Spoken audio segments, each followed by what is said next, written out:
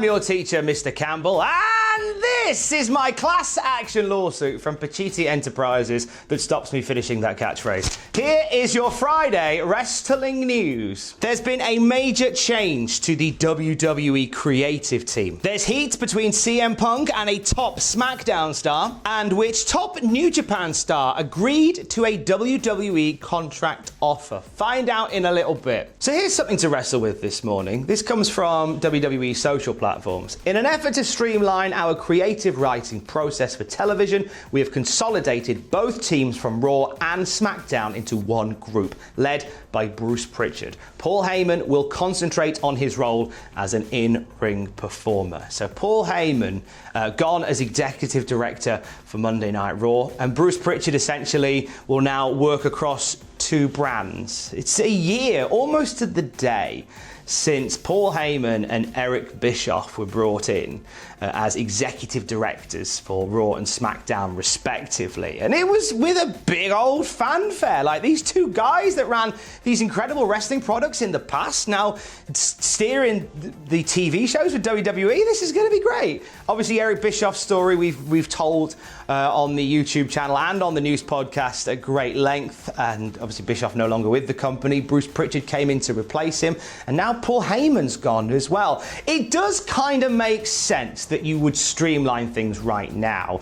what with everything coming out of the Performance Center. So as opposed to it being two touring brands, when you've got two brands on the road, it absolutely makes sense to have two teams that travel. But when everything's coming out of the same place and normally filmed like a day apart from one another, and that looks like it's going to be the way for the time being, that you might as well just use a smaller pool of people. And if it was going to come down to either Heyman or Pritchard to take over as the head of this new, smaller, streamlined pool, it was always going to be Pritchard. Heyman and McMahon, as great as Heyman is, and as influential as McMahon is as well, they've forever been at loggerheads. They've just bashed heads so many times on wrestling because they're both so passionate about it, but they both have very different ways they would implement it, and that's where all this comes from. With Pritchard, however, you feel like he's more in camp McMahon, so whilst there is still going to be some arguments between the two, because that's what great creatives do, there's going to be, it's going to be more McMahon's vision than it would have been if it was Heyman. So I'm sad to see Heyman go from the role.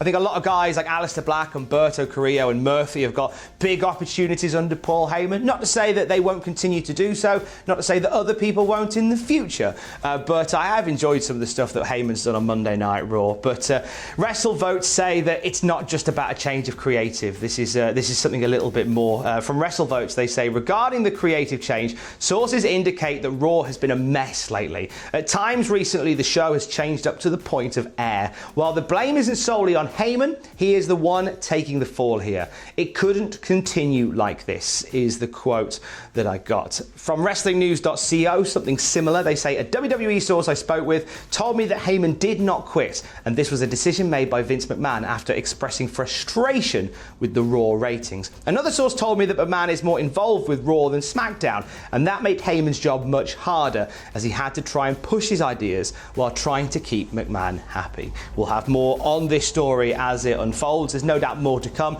Check Cultaholic.com throughout the day, and check our YouTube channel as well. Adam Pacitti will be along later with some more Cultaholic news, and we'll keep you up to date with everything with this story. If you had CM Punk news on your wrestling bingo card, you can tick that off now. Punk has a bit of heat, it seems, with new SmackDown star AJ Styles. So this comes after a fan tweeted that they were unfollowing AJ Styles. They were upset with his ambivalence towards the unrest in America and the rest of the world right now. Just this distinct lack of tweets and mentions of what's going on in the world has led a fan to remove AJ as someone that they follow. CM Punk replied to this saying, well, come on, that one's been obvious for years, in discussion of AJ Styles showing no interest in the outer world. So a little random dig from CM Punk. AJ Styles responded by not responding. He was interviewed by the Times of India and said, when asked about any issues between him and CM Punk, he said, I will not react at all coming from a guy like that I don't respect anyway. It doesn't really matter. Look, my job as a performer is to perform and get fans' minds off of all the things that have happened throughout the world. I'm not going to react to people saying ridiculous and stupid things. So while CM Punk has clearly rattled AJ Styles not reacting by reacting is a reaction. Did you get that? Yeah. Thought you would. And no doubt there is something going on between those two that maybe is written, maybe is unwritten. I don't know. Ahead of the greatest wrestling match ever, Randy Orton was a guest on After the Bell with Corey Graves, and he was talking about a Raw star that has really caught his eye since getting called up from NXT, and that was Austin Theory. He recants meeting Austin Theory for the first time at the Performance Center. He says, "I could tell he was new and young and trying not to say the wrong thing. He asked me, I want to do this new move, and it ends up in a similar position as a cutter. So he picks the guy up like a fireman's carry, spins him round and does a cutter. I was so taken aback that this kid took the time and had the respect and wherewithal to ask me if it was okay. Before I could even think about what the right answer was, I said, yes, oh my God, are you kidding me? He actually came to me and asked me." Randy Orton was really impressed by that. It's just like you say, it's just a respect thing, isn't it? If you're going to borrow somebody's stuff, if you're going to share somebody's thing they've made on Twitter, you ask them first or whatever. It's just being nice. Randy Orton had some stuff to say about wrestling today as well. We know he had a little bit of a dig in the elbows, an elbow in the ribs rather, to the NXT guys with that thigh slapping comment earlier in the week. But he said, "I almost don't know how to navigate anymore when I'm trying to help out younger talent. I want to say, don't do anybody else's stuff. Come up with your own stuff and don't let anybody kick out of your finish. I feel everybody needs 50 moves and it's a race to the finish." There's something to be said for that.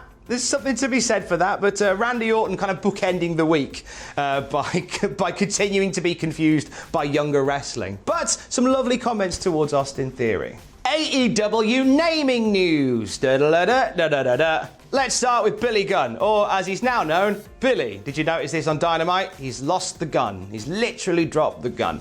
That is due to a trademark issue with WWE. Now, he can use the name apparently for merchandise, but he can't use the surname Gunn on AEW television due to a copyright that WWE still holds. Whether that will change down the line, I do not know. I very much doubt it. WWE are keen to hold on to trademarks or stuff like that, so whether he goes under Billy forever, I mean, everyone knows who he is if he comes out and he's Billy. So anybody else starting out with the surname Billy would get some weird looks, but he gets away with it. Adam Page was on the AEW Unrestricted podcast talking about names, and he explained where the Hangman thing came from. He says New Japan knew that they were bringing in Adam Cole to be in the Bullet Club, and I was suggested to be the other person. So this goes all the way back to Bullet Club days in New Japan. He said, you've got Adam Cole and Adam Page, who look kind of similar and had similar wrestling styles. Cole was a main event guy in Ring of Honor. I was going to have to do something different, and that was the suggestion. That was the suggested name from Gado.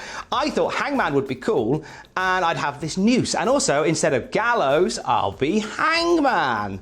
Me telling you the story is probably as much thought as we put into it, because I was so excited to get over there and get things going. So that's the origin of Hangman Page, from a loose little pun based on teammate to riding a horse out on AEW pay-per-view. So thanks in part to Gado for giving us that visual, if nothing else. Former TNA Knockout champion Taylor Wilde. Remember Taylor Wilde? Well, you might see her again very soon. She's teasing a comeback to Impact Wrestling. There was a tweet going around regarding the Knockouts Tag Team Championships. Do you remember them? My favourite tag team champions, the Knockouts division, was ODB and Eric Young.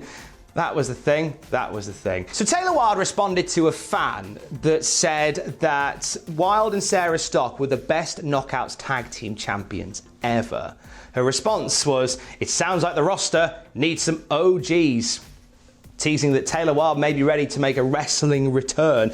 She dropped another hint as well with a photo from back in the day at TNA that had the caption "Stay tuned." So Taylor Wilde would be one of those names, like an old school name in TNA that you could have some fun with. Part of me goes putting the old fantasy booking head on, because you've got Moose using the TNA Heavyweight Championship at the moment, claiming to be Mr. TNA. Bring in Taylor Wilde as Miss TNA.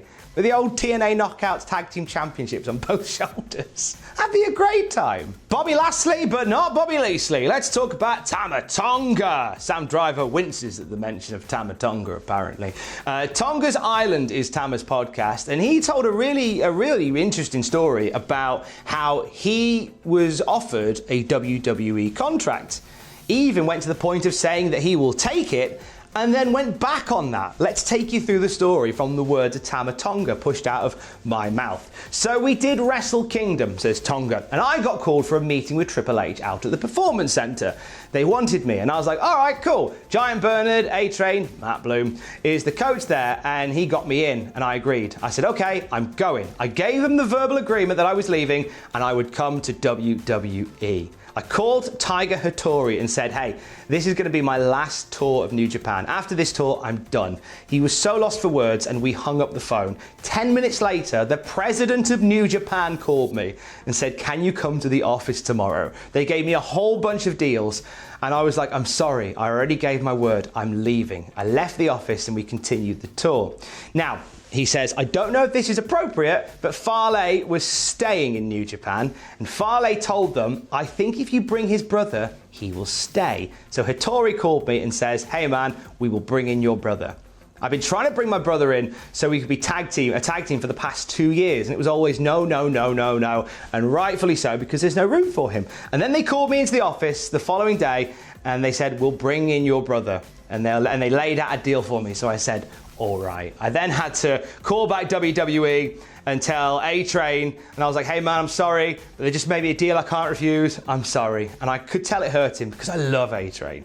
I wanted to go to work with him. I worked with him before and he took care of me. Then after I hung up the phone, I wrote an email to whoever their recruiter guy was and said, hey, I'm sorry. Thank you very much for the opportunity. And then that was it. End of story. And my brother came in and he and I started our run. So what I want you to do now, right, is take your hand out like that, right? And I want you to take your thumb and this finger here, and I want you to put them together like that. Put them together like that, right? Now I want you to look at the space between your thumb and your finger here, right? That is how close Tama Tonga got to going to WWE. That close, that little instance there, that is how close. That is how close.